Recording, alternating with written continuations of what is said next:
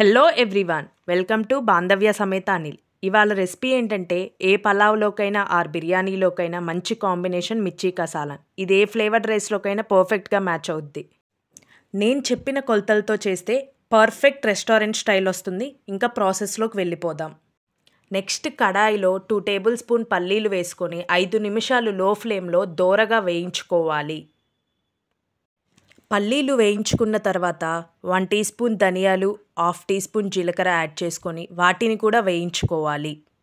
కొంచెం సేపు తర్వాత 1 టేబుల్ స్పూన్ నువ్వులు యాడ్ చేసుకొని నువ్వుల్ని చిటపటమనేంత వరకు వేయించుకోవాలి. నువ్వులు చిటపటమన్న తర్వాత హాఫ్ టేబుల్ స్పూన్ గసగసాలు కూడా వేసుకొని వాటిని వేయించుకోవాలి. గసగసాలు బ్రౌన్ కలర్ వచ్చిన తర్వాత దానిలో 1 table spoon coconut powder add చేసుకొని దాన్ని ఒక 30 సెకండ్స్ వేయించుకొని స్టవ్ ఆఫ్ చేసి పక్కన పెట్టుకోవాలి. బాగా చల్లార్చుకున్న తర్వాత వాటిని మిక్సీ జార్లోకి వేసుకొని చూపించిన టెండెన్సీలో స్మూత్గా పేస్ట్ చేసుకోవాలి. ఆనియన్ మిర్చి కట్ చేసుకోవాలి. తరువాత కడాయిలో 2 టేబుల్ స్పూన్ ఆయిల్ యాడ్ చేసుకొని ఆయిల్ హీట్ అయిన తర్వాత ముందుగా కట్ చేసి పెట్టుకున్న మిర్చిని యాడ్ చేసుకొని మూత పెట్టుకొని వాటిని దోరగా వేయించుకోవాలి. వేయించుకున్న తర్వాత వాటిని వేరే బౌల్లోకి ట్రాన్స్ఫర్ చేసుకోవాలి. మిర్చిని బౌల్లో ట్రాన్స్ఫర్ చేసుకున్న తర్వాత అదే కడాయిలో హాఫ్ టీ స్పూన్ జీలకర్ర, కరివేపాకు వేసుకొని చిటపటమనేంత వరకు ఉంచుకోవాలి. చిటపటమన్న తర్వాత ఆనియన్స్ వేసుకొని రుచికి తగినంత ఉప్పు వేసుకొని కలయబెట్టుకోవాలి.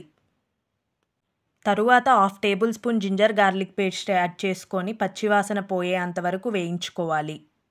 జింజర్ గార్లిక్ పేస్ట్ పచ్చివాసన పోయిన తరువాత దానిలో పావు టీ స్పూన్ పసుపు, 1 టీ స్పూన్ కారం మరియు పావు teaspoon garam masala add చేసుకొని వాటిని 1 నిమిషం వేయించుకోవాలి. ఆనియన్స్ బాగా వేయించుకున్న తర్వాత దానిలో ముందుగా తయారు చేసి పెట్టుకున్న పేస్ట్ వేసుకొని బాగా కలయబెట్టుకొని మూత పెట్టి 5 నిమిషాలు ఉడికించుకోవాలి. తరువాత 3 టేబుల్ స్పూన్స్ చింతపండు రసం యాడ్ చేసుకోవాలి.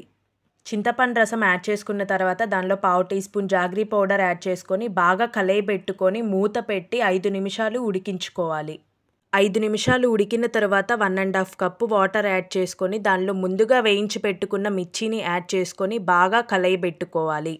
బాగా మిక్స్ చేసుకున్న తర్వాత మూత పెట్టి గ్రేవీ టెండెన్సీ వచ్చే వరకు ఉడికించుకోవాలి.